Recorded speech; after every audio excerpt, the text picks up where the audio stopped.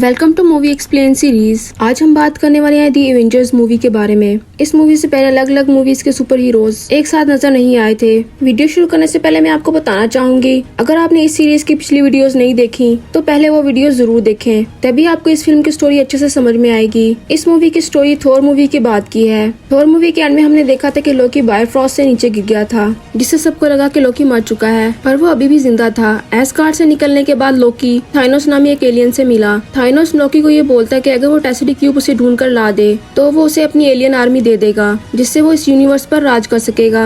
लोकी, जो कि एस्गार्ड का लीडर नहीं बन पाया था, वो अब यूनिवर्स पर राज करने के लिए ये सौदा मंजूर कर लेता है। इस काम को पूरा करने के लिए थाइनोस लोकी को सेप्टर यानी कि एक जादुई छड़ी देता है। टेसिडी क्यूब, जो कि एक पावरफुल इन्फिनिटी स्टोन है, वो एक शील्ड नामी एक सीक्रेट एजेंसी के पास था। जब शील्ड के डॉक्टर सेल्विक नामी एक साइंटिस्ट को टेसिडी क्यूब पर रिसर्च करने के लिए बुलाते हैं, तब लोकी अपने मैजिक पावर की मदद से डॉक्टर सेल्विक के दिमाग पर कब्जा कर लेता है और वो डॉक्टर सेल्विक का दिमाग इस्तेमाल करके एक ऐसा पोर्टल बनवाना चाहता है जिससे कि दूसरे प्लेनेट के लोग इस यूनिवर्स में आ सके। डॉक्टर सेल्विक शील्ड की फैसिलिटी में रहकर अनजाने में लोकी का काम करने लग जाते हैं और जब वो काम मुकम्मल हो जाता है तब टेसिडी क्यूब से एक रेडिएशन निकलना शुरू हो जाता है। शील्ड के डायरेक्टर निक फ्यूरी को जब इसका पता चलता है, वो इस मामले की जाँच करने के लिए यहाँ आते हैं। तभी टेसिडी क्यूब से एक वार्म होल यानी कि एक पोर्टल खुल जाता है, जिसमें से बाहर आता है लोकी। डॉक्टर सेल्विक वो पोर्टल बनाने में सक्सेसफुल हो चुके थे, लेकिन ये तो सिर्फ एक नमूना था।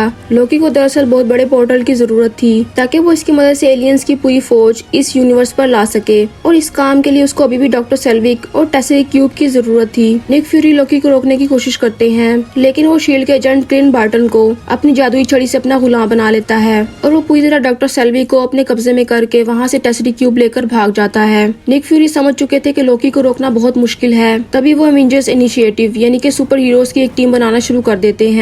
इस टीम का सबसे पहला मेंबर होता है टोनी स्टार्क यानी आयरन मैन, जिसे एजेंट कुल्सन जाके मनाता है। दूसरा मेंबर था ब्रूस बैनर यानी कि हल्क, जो 2 साल से कोलकाता में छुप कर रह रहा था और नताशा रोमानोफ उसे ढूंढकर वापस लाती है। तीसरा मेंबर था स्टीव रोजर्स यानी कैप्टन अमेरिका, जिससे निक फ्यूरी खुद मिलते हैं। इन सब सुपर हीरो से कहा गया था कि उन्हें टेसिडी क्यूब ढूंढने में मदद करनी है, पर निक फ्यूरी ने इन्हें जंग के लिए इकट्ठा किया था, जबकि दूसरी तरफ डॉक्टर सेल्विक ने नया पोर्टल बनाने के लिए एक मशीन बनानी शुरू कर दी थी। उस मशीन को पूरा करने के लिए इरिडियम नामी एक एलिमेंट की जरूरत थी और ये खास एलिमेंट जर्मनी में मौजूद था।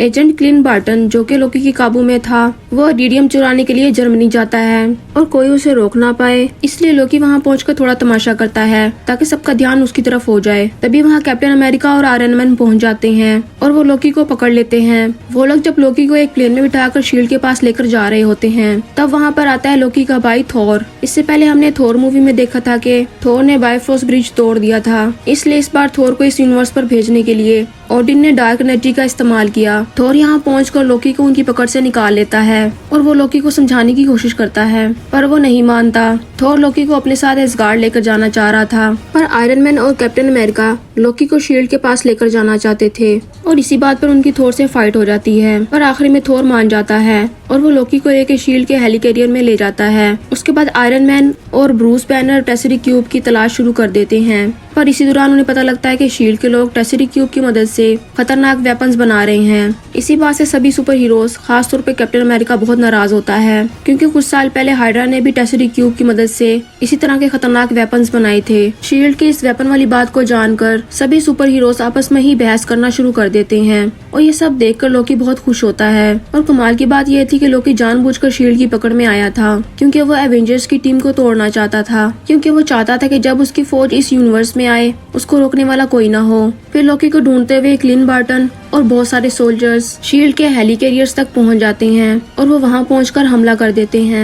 इससे हेलिकैरियर का एक इंजन खराब हो जाता है। ये सब हालात देखकर ब्रूस बैनर हल्क में ट्रांसफॉर्म हो जाता है और वो तबाही मचाना शुरू कर देता है, जबकि दूसरी तरफ टोनी और स्टीव रोजर्स हेलिकैरियर के उस इंजन को ठीक करना शुरू करते हैं और थोर हल्क को संभालता है। फाइट के दौरान हल्क हेलिकैरियर से नीचे गिर जाता है और लोकी शील्ड के एजेंट फिल कुल्सन को मारकर थोर को भी इस हेलिकैरियर से नीचे गिरा देता है और लोकी वहां से भाग जाता है, जबकि नताशा रोमानोफ क्लिन बार्टन के साथ फाइट करती है और वो उसको बेहोश करके लोकी के काबू से बाहर कर देती है। फिल कुलसन की कुर्बानी की वजह से सभी सुपर हीरोज एक हो जाते हैं और वो फिर से लोकी का मुकाबला करने का फैसला करते हैं। जबकि दूसरी तरफ डॉक्टर सेल्विक की उस मशीन को चलाने के लिए बहुत ज्यादा एनर्जी की जरूरत थी और इतनी सारी एनर्जी टोनी स्टार्क की बिल्डिंग यानी स्टार्क टावर पर ही मौजूद थी। इसलिए लोकी उस मशीन को स्टार्क टावर पर लगा देता है और फिर आयरन मैन वहाँ पहुंचकर उस मशीन को बंद करने की कोशिश करता है, पर वो बंद नहीं होती। तब टोनी लोकी को अपनी बातों में उलझाकर वहाँ से अपना नया आर्मर निकाल लेता है, लेकिन तब तक बहुत देर हो चुकी थी और टेसरी क्यूब आसमान में बहुत बड़ा पोर्टल ओपन कर देता है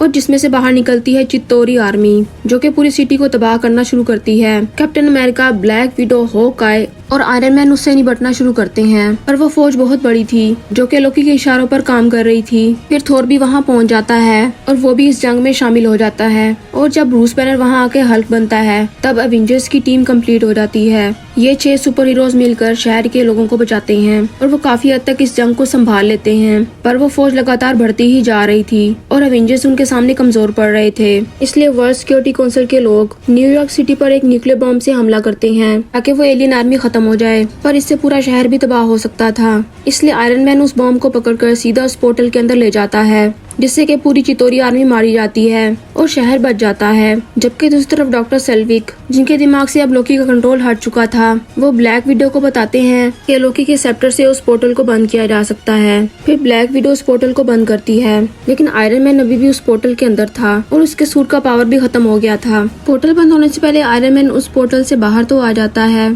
पर वो आसमान से जमीन पर गिरने लगता है। तभी हल्क उसे पकड़कर गिरने से बचा लेता है और फिर सभी सुपर हीरोज मिलकर लोकी को अरेस्ट कर लेते हैं। थोर लोकी को लेके एसगार्ड के लिए रवाना होता है और वो टेसरी क्यूब भी अपने साथ रख लेता है ताकि यूनिवर्स के लोग उसका गलत इस्तेमाल ना कर पाएं और वो एसगार्ड में महफूज रहे। और फिर सभी सुपर हीरोज अपनी अपनी जिंदगी में वापस लौट जाते हैं और अब दुनिया एवेंजर्स की दीवानी हो चुकी थी और कुछ लोग उनके खिलाफ भी थे, मगर निक फ्यूरी अपनी इस टीम से बहुत खुश थे और उनको यकीन था कि जरूरत पड़ने पर एवेंजर्स जरूर वापस आएंगे। मूवी के मिड क्रेडिट सीन में हमें नजर आता है थानोस, जो कि लोकी के हारने की वजह से टेसरी क्यूब हासिल नहीं कर पाया था, मगर थानोस अभी भी खुश था क्योंकि उसके पास दूसरा प्लान तैयार था। तो ये थी दी एवेंजर्स मूवी की एक्सप्लेनेशन वीडियो। अगर आपको ये वीडियो पसंद आई हो तो इसे लाइक और शेयर जरूर करें और ऐसे ही इंटरेस्टिंग वीडियो देखने के लिए सब्सक्राइब करें हमारा channel. And thank you so much for watching this video.